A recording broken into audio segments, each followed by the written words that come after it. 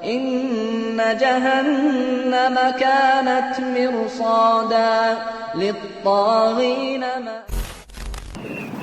Sesungguhnya seorang manusia apabila telah diletakkan di dalam kuburnya dan ditinggalkan oleh para pengantarnya, sesungguhnya ia masih mendengar bunyi gesekan sendal mereka. Lalu ia didatangi oleh dua malaikat, kemudian dua malaikat itu mendudukkannya dan berkata kepadanya, bagaimana menurut keyakinanmu tentang laki-laki itu?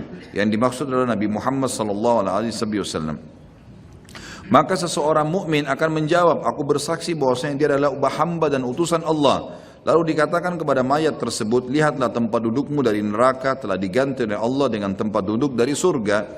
Si mayit pun melihat kedua tempat tersebut. Adapun terhadap orang munafik atau orang kafir, maka kedua malaikat akan bertanya kepadanya, bagaimana menurut keyakinanmu tentang laki-laki itu? Maksudnya Nabi Muhammad SAW. Maka ia akan menjawab, aku tidak tahu. Aku mengikuti apa yang diyakini banyak orang. Lalu dikatakan kepadanya, kamu tidak tahu dan juga tidak mengikutinya. Sambil dipukul satu kali dengan palu yang terbuat dari besi, sehingga ia berteriak keras dan dapat didengar oleh semua makhluk kecuali jin dan manusia. Hadis ini riwayat Imam Bukhari. Ditambah dengan riwayat yang lain, sama juga sahih, kata Nabi SAW, lalu malaikat mencambuknya dengan besi. Ini tidak disebutkan dalam buku sini, saya tambahkan, ditambukkan dengan besi yang semua makhluk Allah mendengarkan kecuali jin dan manusia. Dan kalau jin dan manusia mendengar pencambukan tersebut, maka mereka akan meninggal seketika karena kerasnya cambukan itu. Kemudian sebaliknya kalau orang fasik atau orang kafir, fasik orang yang banyak dosanya, tidak sempat taubat tadi, dan orang kafir, prosesnya sama, datang malaikat maut diubun-ubun kepalanya dan dua malaikat kiri kanan azab, penyiksa bawa kain kafan dari neraka. Lalu malaikat maut berkata, hai jiwa yang busuk, keluar kepada murka Tuhanmu. Maka dia berserakan di tubuhnya, enggak mau keluar. Malaikat pun menarik dengan keras sambil berkata, kau pasti akan keluar. Maka ditariklah dengan keras seperti bulu domba yang dibasahkan, dililitkan di pohon berduri lalu ditarik dengan keras sehingga berantakan bulu domba itu. Lalu dibungkus dengan kain kafan dari neraka, dibawa ke langit. Baru di langit pertama semua malaikat nolak, tidak ada yang mau menerimanya. Sambil berkata kepada malaikat azab, ruhnya siapa ini? Sungguh buruk ruh ini. Kata Nabi SAW, karena ruh itu mengeluarkan bau yang lebih busuk daripada bau bangkai. Lalu kemudian kata Nabi SAW, terdengar suara dari langit, Allah berfirman, catatkan hambaku ini termasuk penghuni neraka. Kembalikan dia di dunia, di sana saya ciptakan, di sana pula saya akan bangkitkan.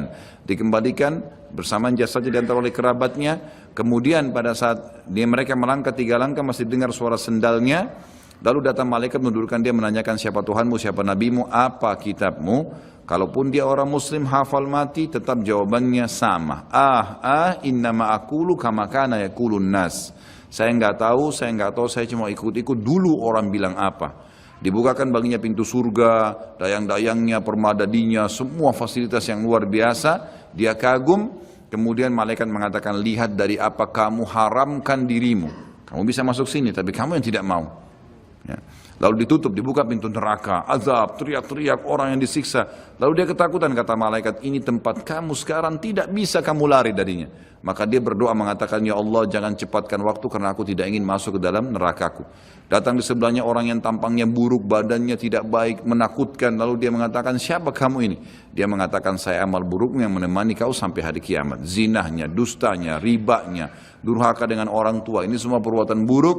Harus taubat, kalau tidak akan menemani di kuburan. Na'udzubillah. Lalu kemudian kata Nabi SAW menutupan hadis Bukhari, Allah mengutus kepadanya malaikat yang tidak punya pendengaran dan penglihatan, yang membawa besi, sebuah besi. Kalau besi itu seluruh jin dan manusia bersatu untuk membalikkan saja, mereka tidak akan mampu.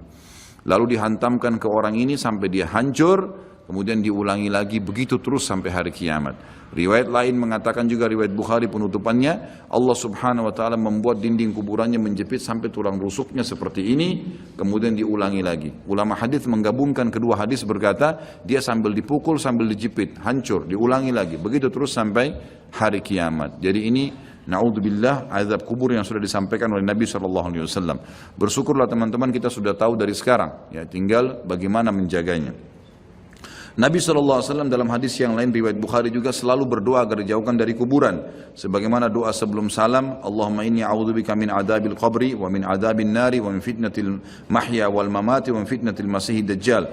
Ya Allah, sungguhnya aku berlindung kepadamu dari adab kubur, dari adab neraka, dari cobaan fitnah kehidupan dan kematian, serta dari fitnah masihid dajjal.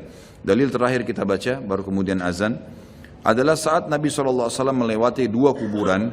Di dalam hadis Bukhari juga beliau bersabda lewati kuburan tersebut, innahuma yu'adzabani wa ma yu'adzabani min kabir. Kedua penghuni kuburan ini sedang disiksa dan mereka disiksa bukan pada hal yang dianggap besar oleh manusia. Thumma qala bala amma ahaduhuma. Lalu beliau berkata sebenarnya itu bisa dikategorikan dosa besar. Kalau salah seorang dari mereka fakana yas'a bin namima, karena suka mengadu domba, wa ammal akharu fakana la yastatiru min bauli, yang satunya lagi tidak bersuci pada saat dia sedang kencing.